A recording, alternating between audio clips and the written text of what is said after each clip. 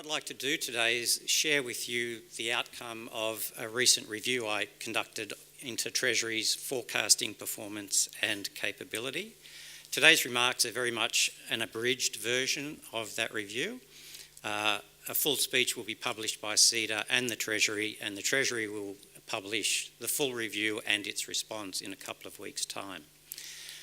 In putting together my remarks today, I'm taking several aspects of the review that I think are most relevant for this conference, and in particular how you should think about the evolution of the economy and how you should use economic forecasts in the very uncertain economic environment. And what I'd like to do today is focus on three issues. One is the unusual degree of error in economic forecasts over the past couple of years. The second is explore some of the reasons for this. And the third is to consider how we should use forecasts in this environment. Now, the past decade has been a very challenging one for economic forecasters. We have seen unprecedented shocks to the global economy and perhaps more so to Australia in that time. We've had the commodity price boom, the financial crisis of 2008, the big decline in mining investment and the decline in commodity prices. And we've also seen extraordinary macroeconomic policies implemented around the world. So in that environment, it's not surprising that economic forecasters have been challenged. Now, the key feature, the distinguishing feature of economic forecasting in the past 5 years has been the persistent over-prediction of economic growth. That's happened around the world. You can see that in the IMF forecast for the global economy. It's happened in Australia. You can see the consensus forecasts for the Australian economy. Treasury's forecasts show exactly the same pattern as well. That since the financial crisis, forecasters have persistently overestimated economic growth and forecasts have been revised down over time. And this is happening as we speak because the IMF has recently revised down its forecasts. Now, this is a little unusual. Economic forecasts are mostly wrong, but history tends to show that they're not often persistently wrong in the same direction for any length of time. So this is an unusual event that we're working through. Now, I think there's specific economic reasons for that I'll canvass later. But I also think that forecasters in general just find it very difficult to incorporate unusual events or large shocks into their forecasts. Now, in my review of Treasury's forecasting capacity, I noticed that Treasury's forecasts did very well in normal times, but were challenged when conditions were unusual. Treasury's forecasts were punctuated by persistent and sometimes larger errors over horizons that were relevant for policymakers and their advisors. This can be seen in the following chart, which compares Treasury's forecasts for nominal GDP growth, which is on the horizontal axis, with forecasts with outcomes for nominal GDP growth on the vertical axis. And you can see three distinct periods in this chart. Forecast regularly overestimated nominal GDP growth in the early 1990s and also since the financial crisis. On the other hand, forecasts for nominal GDP growth were regularly underestimated during the commodity price boom in the 2000s. Each of these episodes coincided with Treasury missing its inflation forecasts as measured by the GDP deflator. In the early 1990s, Treasury overpredicted inflation. And more recently, the forecast did not incorporate fully the rapid rise in commodity prices and their subsequent fall. So in the event, heightened volatility in Australia's commodity prices has made it much harder to forecast nominal GDP growth. And this was an outcome of previous forecasting reviews that Treasury has conducted. What's been a little bit more unusual in the recent period is that Treasury has persistently erred in its forecasts for real GDP growth. So this is the same chart, but for real GDP rather than nominal GDP. And you can see in the 1990s and 2000s, there was no persistent bias in the forecast. The errors were spread around the the 45-degree line. But in the period since the financial crisis, like other forecasters, Treasury has regularly over-predicted real GDP growth. Now, in my review, I identified several reasons for this. The first, simply, is that it's harder to forecast when you're going through an unusual event or a persistent change in the structure of the economy. The second is more inherent in Treasury's forecasting practice and identified a likely bias in Treasury's forecasts to produce trend-like consensus outcomes. For a small open economy like Australia, persistent and short-term deviations from trend are likely to be caused by big global events, by big movements in our commodity prices or financial shocks. Now, all of these things are largely assumed to be unchanged or close to consensus in Treasury's forecasts.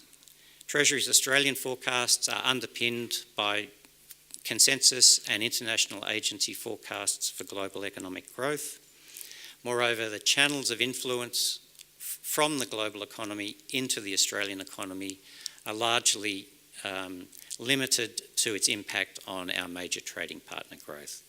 Obviously, the impact of the rest of the world on Australia is much more complex and much more fluid than that, but it's also much more difficult to embed in economic models or in judgment overlaying the forecasts. Commodity prices are also assumed to be unchanged in the forecast period, and financial markets are also largely assumed to be unchanged. So with these assumptions in place, it's very difficult to generate forecasts that are very far away from consensus or trend, unless you get a big change in consensus about the world economy, unless you have a big commodity price shock, or unless you have a big financial market event. And I think the consequences of this can be seen in the following chart. And this chart just shows the mean absolute errors around Treasury's forecasts for nominal GDP growth, real GDP growth, and the GDP deflator. They're the blue columns, they're the forecasts produced at budget time, and the other columns are just simple trend following naive forecasts. And basically they assume that the economy will grow at or close to its recent trend over the next couple of years. And you can see that the outcomes, the errors in the Treasury's forecasts are not very much different than naive trend following models. So that's consistent with the notion that the forecasts tend to be biased towards trend or consensus, and therefore find it difficult to capture unusual events in the economy. Now, the third reason why I think Treasury finds it difficult to capture unusual events in the economy is that the sources of input into its forecasts are narrower than many other public sector forecasts. Now, to the extent that there's a consensus around best forecasting practice, economic forecasting practice, it is that you should use as wide a range of inputs as possible.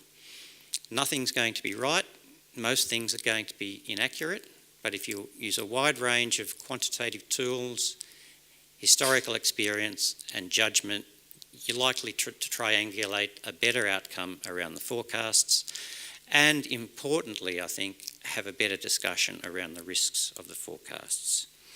Treasury's current approach relies on fewer sources than many other public sector forecasters. It relies predominantly on a number of single sector models of the economy. That's not a problem in itself. The individual models provide a sound base for forecasting. They are rigorous and fit history well, but by definition, they are a narrow description of the economy. So what are the implications of this for Treasury's forecasts? There's a couple. It means that Treasury's forecasting approach is likely to generate reliable forecasts at times when economic conditions are normal, but they will be challenged at other times. There's therefore a high probability that structural changes or persistent shocks to the economy will not be adequately captured in the forecasts.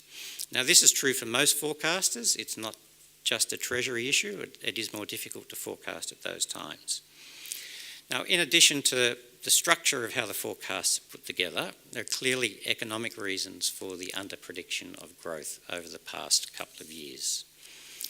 In hindsight, it's possible to patch together an explanation for this that would include the lingering consequences of the financial crisis, the more conservative savings attitude of the household sector, and the more conservative investment behaviour of the corporate sector. We've also seen slowing productivity growth around the world, and for Australia, this has been complemented by the big decline in mining investment, the big decline in commodity prices, and more recently, slower population growth. Each of these factors would be very difficult to incorporate into forecasts by themselves, but it's likely that the combination of them all hitting at the same time has made it very difficult to produce accurate forecasts of the economy. What's also likely in my view, but difficult to prove, is that there's a natural bias in economic forecasting, in fact in most forecasting, to assume that the past will be a reliable guide to the future. That's not a bad assumption most of the time, but will bias forecasts in periods like the present, when we are dealing with not one, but a range of unusual factors. So with that in mind, I'd like to just provide some short advice on using forecasts in the current environment. So where does it leave us as users of economic forecasts? My strong advice is to treat point estimate forecasts of growth, inflation, particularly financial market variables, the budget, as just one of a range of outcomes that we may see. Now, one of the advances in forecasting practice in Treasury and in other public sector institutions around the world in the past couple of years has been more of an emphasis on the risks around the forecasts and the uncertainty around the forecasting outcomes, rather than a complete discussion of the point estimate forecasts. Now, while it's natural for the media and analysts to focus on point estimate budget forecasts, it's really only one of a range of reasonable outcomes. And you can see this in the following chart, which is just the underlying cash balance, the forecast going out a couple of years, and forecast errors based on historical experience of errors in budget forecasting. And you can see that there's a wide range of outcomes that are consistent with the types of forecast errors that we have seen in the past. The central point estimate economic forecast for growth or for the budget, is essentially an estimate of how the economy may look under one scenario, which assumes close to consensus global growth, unchanged commodity prices, unchanged financial markets. If we're wrong in any of these assumptions, the forecast will be wrong. Or if our understanding of how the economy works, given these assumptions, is wrong, the forecasts will be wrong. So to conclude, economic forecasting is hard. This is particularly the case when we are confronted by the types of unprecedented circumstances that we've seen over the past decade. A cynical view would be that forecasts are accurate when they're not very useful, but inaccurate when they're most needed. As a statement of fact, that is probably true, but to a large extent misses the point. The process of forecasting is not just about generating point estimate outcomes, even though they attract most of the attention. It's also about exploring the uncertainties around the outlook, as policy, business and investment decisions are all about probable outcomes in an uncertain world. That's no bad thing.